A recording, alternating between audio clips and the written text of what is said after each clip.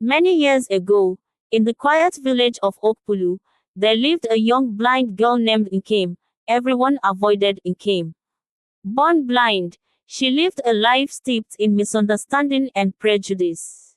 People whispered cruelly behind her back, labeling her a witch and accusing her of bringing misfortune to her family. They blamed her for her parents' untimely death in a car accident, a tragedy she could not have foreseen or caused. Nkem's life had been a story of loss and loneliness. Her parents, though not wealthy by city standards, had been landowners and provided a comfortable life for her despite her condition. They made her feel loved and valued, shielding her from the harshness of a world that often judged her without mercy. But when the accident claimed their lives, everything fell apart. Her relatives, including her uncle, Osita, swooped in like vultures. They seized every valuable possession her parents left behind: land, money, and even the family home.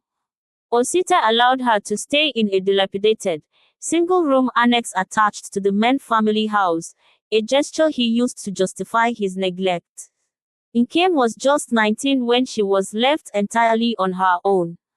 Blind and vulnerable, she struggled to fend for herself. Hunger became her constant companion. Her once vibrant spirit dulled under the weight of endless days spent in isolation, with no one to guide her or care for her. Osita occasionally brings little food for her, bags of crackers or fruits that required no cooking.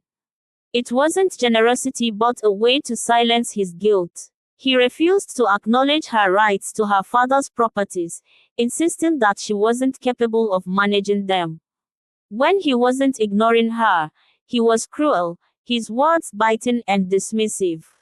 Nkem often sat on the steps of her small home, singing softly to herself. Her songs were a lament, a plea to her parents to somehow return and save her from her despair. She dreamed of a different life, one where her blindness didn't define her worth and where people saw her for who she was, not the limitations of her body. One day, after going 3 days without food, Nkem decided she couldn't bear it anymore. She needed help. Desperate, she resolved to visit Osita's house and plead with him one last time. She used a stick to guide herself along the uneven village road, the sound of her tapping can a lonely echo in the stillness. As she worked, she heard a voice behind her.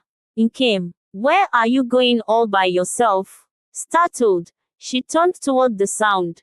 Who's there? She asked hesitantly. The voice belonged to a young woman named Ezine, a newcomer to the village. Ezine had heard stories about Nkem and her plight, but unlike others, she was curious and empathetic. My name is Ezine, she said. I moved here recently. I've heard about you, but I don't believe the things people say. You're just a girl who's had a hard life, and I want to help. Nkem hesitated, unsure whether to trust her. You're not afraid of me? She asked, her voice trembling. Of course not, Ezine replied firmly. You're not a monster, Nkem. You're a human being who deserves kindness. Where are you going? Let me come with you. Reluctantly, Nkem admitted she was heading to her uncle Osita's house to ask for help. Ezine insisted on accompanying her, holding her arm gently to guide her as they worked. For the first time in years, Nkem felt a spark of hope. When they arrived, Osita's reaction was as cruel as ever. He sneered at Nkem and barked at her to leave, refusing to listen to her pleas. I've already done more than enough for you, he said, shoving her toward the gate. Don't ever come back here. Nkem collapsed to the ground, sobbing. Ezine helped her up, glaring at Osita with disbelief. How can you treat her like this? She demanded. She's your niece. But Osita only scoffed and walked away, slamming the door behind him. Nkem felt her fragile hope shatter into pieces. As Ezine led her back home, Nkem whispered, I don't think I can keep living like this. Maybe it's better if I just end it all. Don't you dare say that, Ezine replied fiercely. You've been through so much, but you're stronger than you think. We'll figure this out together. Just as she finished speaking, a loud honk startled them. A car barreled down the road toward them, its driver distracted. Ezine tried to pull Nkem out of the way, but it was too late. The car struck them both, sending them tumbling to the ground. When the driver stepped out, he was a young man dressed in suit, clearly on his way to an important meeting. His face paled as he saw the injured women. I'm so sorry, he stammered. I didn't see you in time. Ezine, bruised but able to stand, screamed at him. You could have killed us. Look at my friend, she's unconscious. I didn't mean to, the man said, his voice shaking. Let me take her to the hospital. Please, get in the car. Reluctantly, Ezine helped lift Nkem into the vehicle. The driver sped to the nearest hospital, where doctors immediately attended to Nkem. As they waited for news, the driver introduced himself as Chibueze. He couldn't stop apologizing, his guilt overwhelming him. When the doctor emerged, his expression was grim. She has a serious head injury, he said. There's internal bleeding, and her condition is critical. We'll do everything we can, but the outcome is uncertain. Ezine felt tears sting her eyes. Chibueze promised to cover all the medical expenses, desperate to make amends. As Nkem lay unconscious, fighting for her life, the lives of those around her began to intertwine in unexpected ways. Ezine and Chibueze would find themselves drawn into Nkem's struggle, each discovering strength, compassion, and resilience they didn't know they possessed. And Nkem, even in her darkest hours, would find that her story wasn't over, it was only just beginning. The daughter's words left Ezine speechless. She turned to the young man, whose face was pale with guilt and fear. You heard him, Ezine said, her voice trembling. She has an internal injury, and her chances of surviving are slim. This is your fault, Chibueze nodded, unable to meet Ezine's eyes. I'll take care of the bills, he said quickly. I can't let her die. I'll do everything I can to help her. Ezine sighed deeply, realizing that arguing wouldn't help Nkem. Fine, she said, but you'd better follow through. They went to the hospital office, where Chibueze paid the initial bills and signed the necessary forms. Over the next few days, Nkem remained unconscious in the hospital. Ezine stayed by her side, refusing to leave, while Chibueze visited frequently, bringing food and supplies.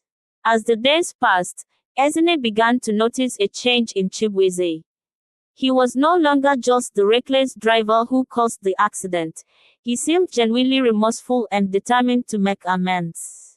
He shared his story with Ezine, revealing that he was a young entrepreneur running a startup and had been under immense pressure to meet a deadline on the day of the accident. I wasn't paying attention that day, Chibueze admitted. I let my stress cloud my judgment. I wish I could take it back. Ezine softened slightly but didn't let her guard down. The best thing you can do now is ensure that Nkem gets the care she needs. Weeks turned into months, and against all odds, Nkem began to recover. When she finally regained consciousness, she was disoriented and in pain, but Ezine's soothing voice calmed her. I'm here, Nkem, Ezine said, holding her hand. You're going to be okay. We'll get through this together. Nkem was overwhelmed with emotion. She couldn't understand why Ezine, a stranger, had stayed by her side through everything. Ezine explained how they met and everything that had happened since. But why? Nkem asked weakly. Why would you care about someone like me?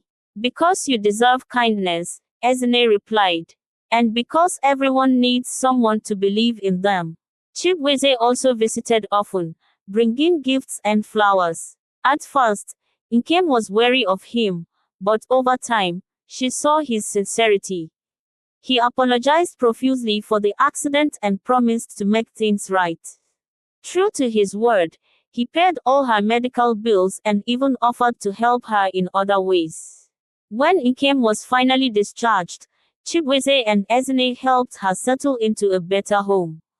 Chibueze used his resources to hire a caregiver for Nkem and even funded her education at a school for the visually impaired. Ezinne, meanwhile, became Nkem's closest friend, teaching her to navigate the world with courage and confidence. With their support, Nkem blossomed.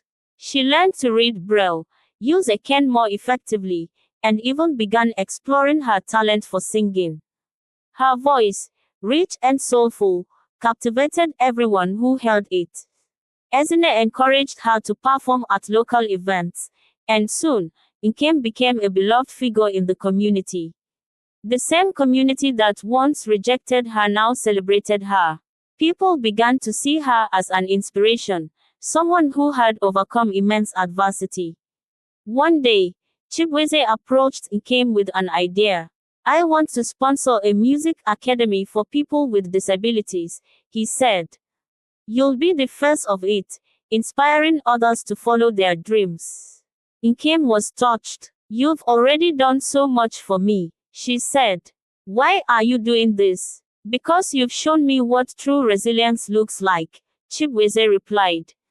"And because I want to be a better person." As the years went by, Nkem's academy flourished. She became a mentor to many, using her story to uplift others.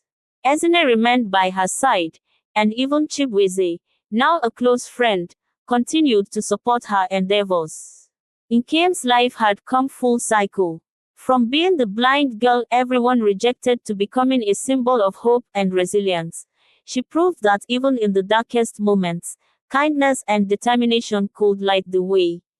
She never forgot the people who stood by her when she had no one else, and she made it her mission to pay that kindness forward for the rest of her life. Her story became a testament to the power of friendship, forgiveness, and the human spirit, leaving an indelible mark on all who held it. Thank you for watching. Please like this video, share to your loved ones, and if you have not subscribed to my channel, please click the subscribe button.